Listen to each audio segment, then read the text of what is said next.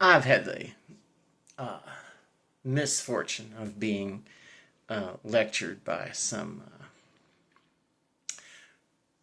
right-wing stooge in a thread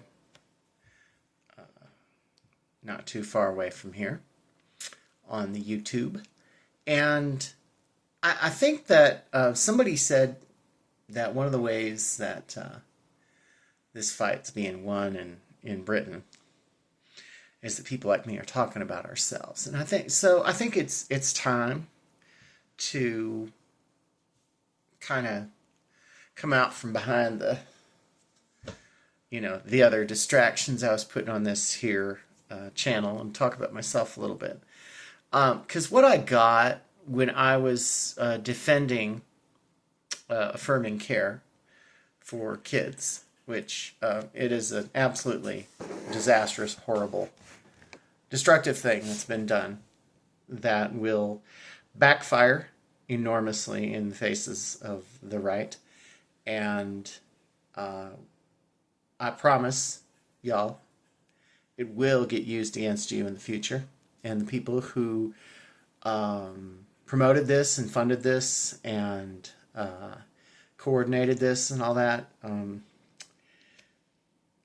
I would get used to the idea that accountability lies ahead for you.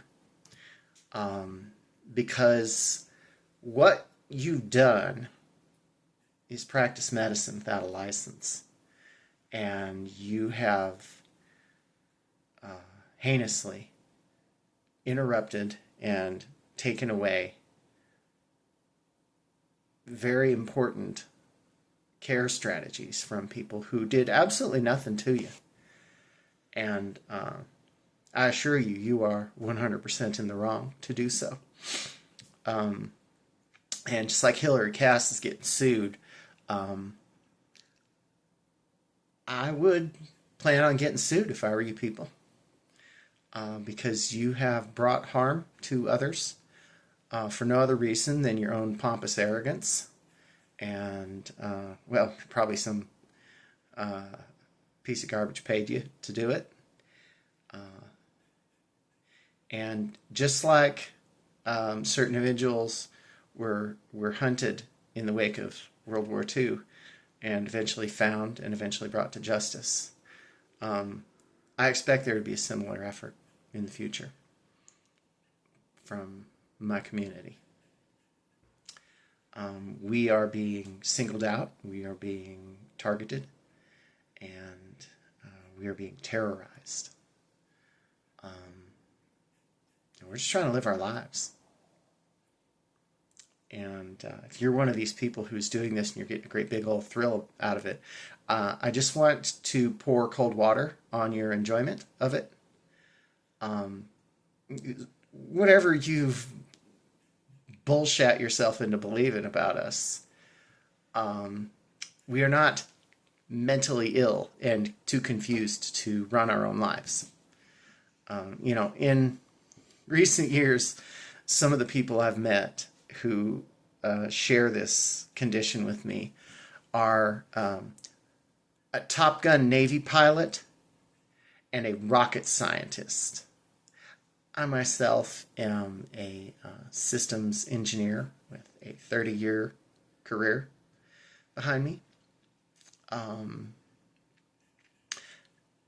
think there's a selection process that goes on with folks like me. It can be a very debilitating form of depression.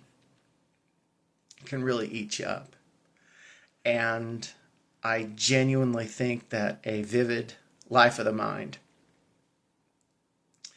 is part of the selection process, and that especially for us older ones like me, because I count as an elder now. I'm in my 50s. I believe that selection process includes an active enough and vivid enough imagination and ability to keep myself busy that permits me to distract myself, or permitted me to distract myself until 11 years ago from the horror show that was going on in my head. And it's very important that people who don't get, why would someone do something like this to themselves? Why? It's not a cult. I decided to do this by myself in complete isolation without speaking to another person about it. Long before I sought help, I made up my mind after an extremely dark night of the soul, which was actually 3 nights, which followed a year of absolute horror, where I was almost killed in a car accident, where I was T-boned by a gardening truck, and just by the hair of my chinny chin chin did not get crushed in that car. And it woke something up inside me that started saying, wait a minute, I haven't lived. I have not lived. I have not lived. And I lost my son, and I lost my best friend. And then my second wife tried to take my life. Over the course of about a year, these things happened to me, and each was a shock to my mortality. And the successive shocks eventually caused me to shut myself away in a room and go, what in the hell is going on? And I asked myself a series of questions over a period of what I think was probably 3 days. I don't know. I closed the blinds. I turned off the phone. I didn't talk to anybody. I didn't want to talk to anybody. I just sat there and went over my life. At the time, I was 44 years old, getting ready to turn 45. And at some point, the thought went through my mind, I must be one of those people. So I did a little inductive reasoning. And I said, okay, let's ask all these questions about all the things that bother me about my life. And say, why did you do that? And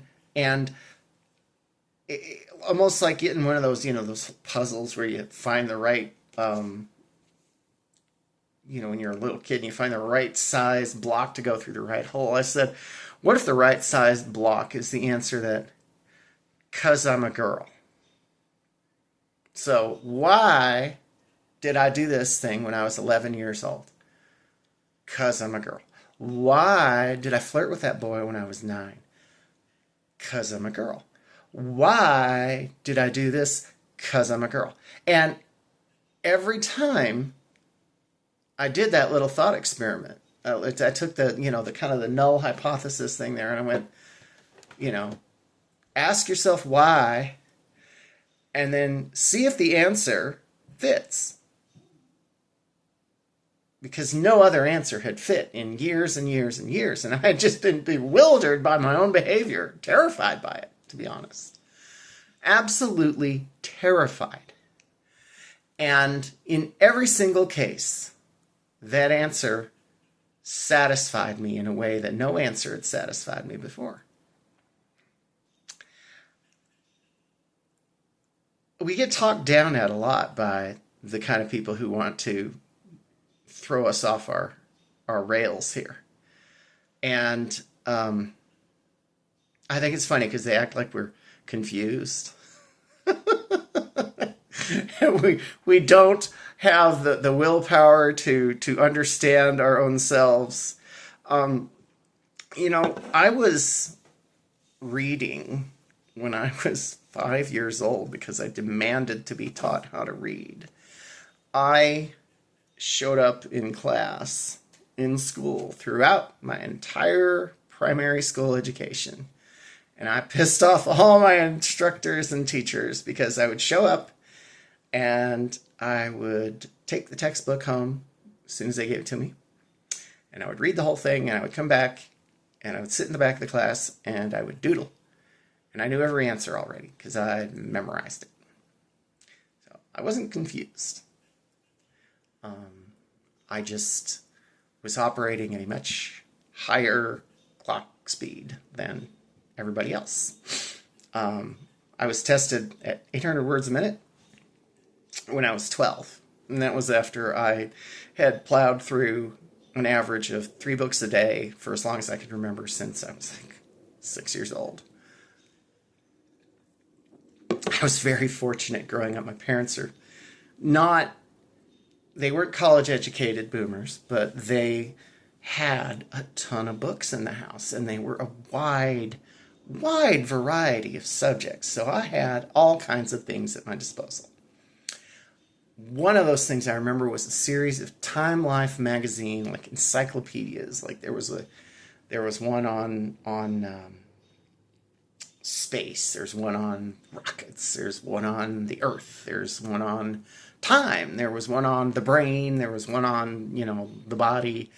And I read them all. I loved them. I looked that thing up on, you can still, of course, nostalgia buy that set. It's worth about $3 or $4 I mean, it's a nice set of books. I'd love to have some again. But, in addition to that, it was Isaac Asimov, it was H.G. Wells, it was J.R.R. Tolkien. I read the novelization of Alien before I ever saw the movie. I read the novelization of Close Encounters of a Third Kind on the way to see the movie. Anything that was printed matter, I obsessively sucked it up. That's why I have a degree in English. And I used to start reading my book that I had to write an essay on. I would read it at 3 p.m. I'd write my first draft by 9, 10 o'clock at night. And I did 3 whole drafts. I'd redraft it a couple times, and I'd finish the thing up. And it was often, 5, 6 in the morning, the birds are chirping. I haven't been awake, or I haven't been asleep all night. And I'd turn those things in, and I'd get an A+, 25-page essay on a book I'd read the night before. So I absorb information quite rapidly. And, I don't have a career in the humanities. I work in STEM, I work with computers. And it was just get the book and read it, It was just something new to learn. I learned functional, couldn't speak it or anything, but I could process and understand what I was seeing of Latin, just because it's helpful to study the English language like that. And again, I mean, I have a busy life of the mind.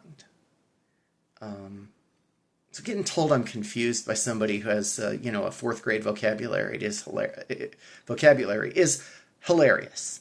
It's, the people who troll me online and condescendingly talk down to me like, well, we're just trying to give you the right treatment. And it's like, you think I'm fucking stupid or something? It has been 11 years since my epiphany. And I started the treatment a few months after, and I was passing within 5 weeks. And I remember, because I'm cursed with a vivid imagination, I remember one day going, you know what? That movie that used to play in my head all the time. And this is about, I guess, 2-3 months into the whole affair. And I was like, there used to be this movie that played in my head whenever I wasn't doing anything, every few minutes. It was me visualizing what it would be like to die. And that movie stopped playing in my head 11 years ago. I never want to go back to that. That was horrifying. That was the manifestation of my dysphoria, was a horror movie. And it would be whatever my brain got caught on. I would watch, I was an 80s child, a 70s and 80s child. We had cable. some of those movies probably, little old 11-year-old me shouldn't have been watching, like Outland. There's a sequence at the beginning of the movie Outland, Peter Hyams' film, I believe, Sean Connery, High Noon in Outer Space, where the miner is on Io and they're feeding him some sort of drug to keep him working hard, and he starts to freak out because it's not good for him, and he cuts his suit open because he thinks there's a spider in it, and his head explodes inside the helmet. I was terrified of that scene, and it would not go away. Just kept playing in my head. I found out later on, of course, that is not what would happen, but nonetheless, it was very visceral. It was awful. When I got a hold of Duke Nukem, so I was a gamer. I played, I had an Atari 2600. We had Pong. Our neighbor had Pong. We had an Atari 2600. They had an Intellivision Pong next door, and then we had like the Indiana Jones game. We had I'm trying to think. Because I'm getting mixed up with my Commodore 64 games, because I had a Commodore 64 too. So we had like River Raid, we had Non Terraqueous, we had all these things. The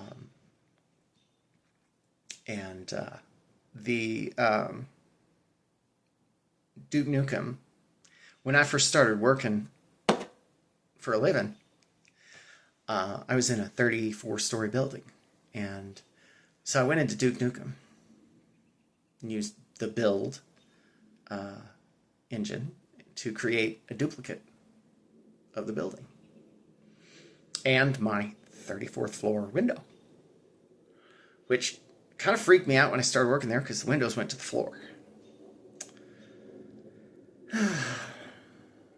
And so I would, in the game, jump out of the window over and over again.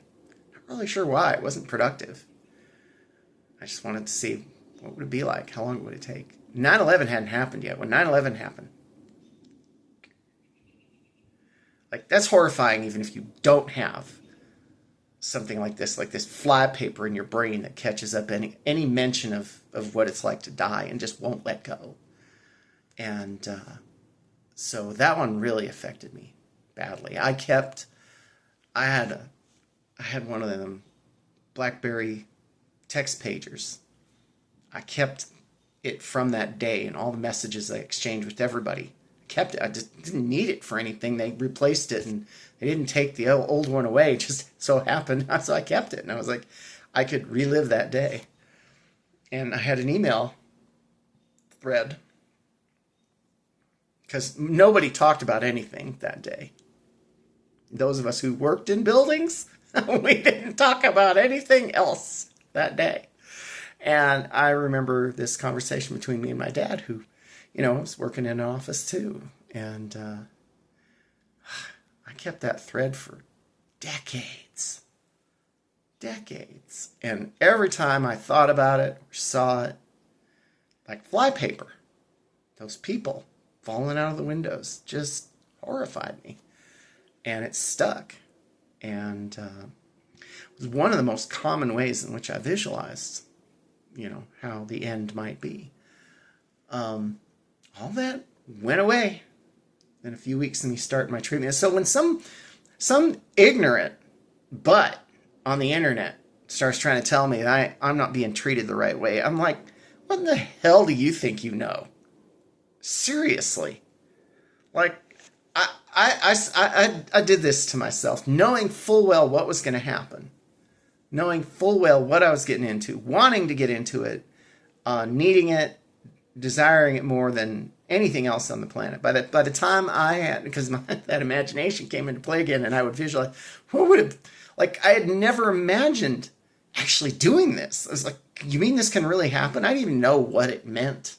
I didn't know what HRT meant until I had that conversation with myself sometime in 2014. And I said, the answer to every one of these weird questions is, what if I'm a girl? And so when I found out what you do, and I was like, you mean it's not a bunch of surgery and shit? And I was like, really? And it just happens. And I asked people who were doing it, who it looked really good on them. And I remember one of the gals who kind of mentored me at first, she took a look at my face and she was like, looked me over and says, I think you're going to look fine. There's probably some cutting I could do. There is a little FFS. I love it's the same acronym as, for fuck's sake. But honestly, it works. That's all that matters. It works. I don't care that I got a big nose. I don't care that I got these eyebrows or this chin. Who fucking cares? It works for me because that horror movie stopped happening in my head. I stopped feeling this darkness over me. So when people condescend to us and tell us, oh, well, you're not using the right treatment. I'm like, well, no, fucking hell do you think you know about it? Really? What do you think you know about it? If you're not doing it, and if you're not one of the professionals, who does it? What the hell do you think you know about it? When I started, it was a different world. It is 11 years since I started. I have no intention of letting somebody turn me aside from this. No intention. I will do whatever it takes to stay as I am. This is how I feel best. This is everything else in my life became better. My whole interacting with people, my emotional dialogue with others, my reading other people, all of this stuff. It was like my inner dialogue and my inner emotional play on my face. It was almost like I didn't know what other people's emotions were until I felt them myself. Because in the closet, it was like two poles. I was miserable on one pole and I could become happy on the other. And there wasn't a lot of shades of gray between that. It was like an ellipse with a very narrow focus there. And now I described it like I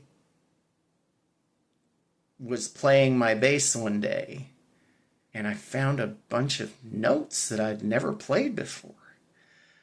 And they were amazing sounding notes, and I was doing stuff I could never have imagined doing before. That's what my emotional vocabulary is. I related it to that. I wrote a whole essay about it once.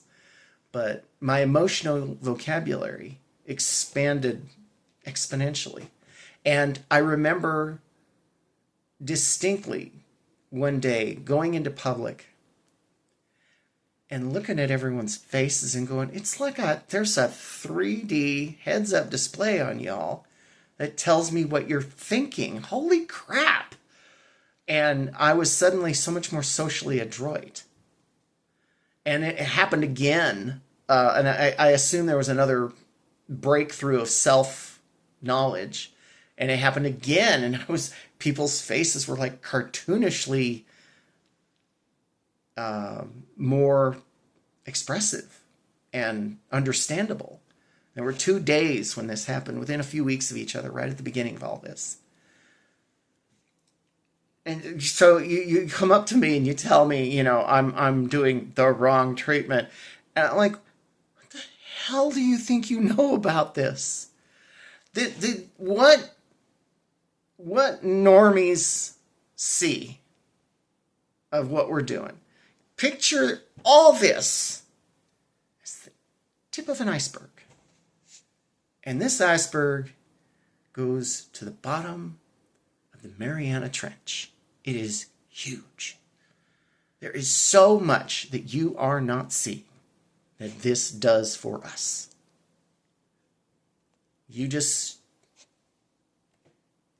Unless you are in a position to do this to yourself, which you can't if you aren't one of us. And there was a day, because of course I'm a strict rationalist. I'm a very hardcore atheist. I live in a WYSIWYG universe. What you see is what you get. I do not believe in the supernatural. I never have and I never will. I am 55 years old. You're not going to change my mind about that now. I'm very set on that. I have explored the possibilities my whole life. I own a 10-inch telescope. I have studied all kinds of science. I have this dream that when I retire from my IT career, I want to find a way to become an astronomy teacher, because I've been an astronomy nerd my whole life. And I was like, I just need to go through some basic courses and I could do this. I love talking about it. I love talking about how stars work. I love talking about how the universe works. I love talking about things like that. And I think that that strict rationality kept me from accepting this for a long time, because it's ridiculous. Woman trapped in the body of a man. What kind of bullshit is that? But I discovered biology is really complicated. There are hundreds of millions of genes in each chromosome. It's not a light switch. It's a row of dip switches 100 miles long. It's not just two options. And what really did it for me was someone saying there's a piece of the brain that's different between a man and a woman. And a person like me, we have, when examined, the brain structure that aligns with our stated identity. That was the end of the argument for me. I was like, well, I don't need to go, get a PET scan or something to prove it, because it's been shouting at me since I was freaking, 10 years old. Probably before that. I mean, I was always a very confused, withdrawn little kid who didn't understand where I fit in. And now I do. And I wouldn't trade that for nothing. And I certainly am not going to be talked out of this by somebody who doesn't listen, isn't curious enough to spend 5 minutes hearing our side of the story, and acts more like a malignant narcissist control freak than a doctor. I'm not going to listen to somebody like that. I've had a lifetime now of doctors. And, the people who are taking this away from kids,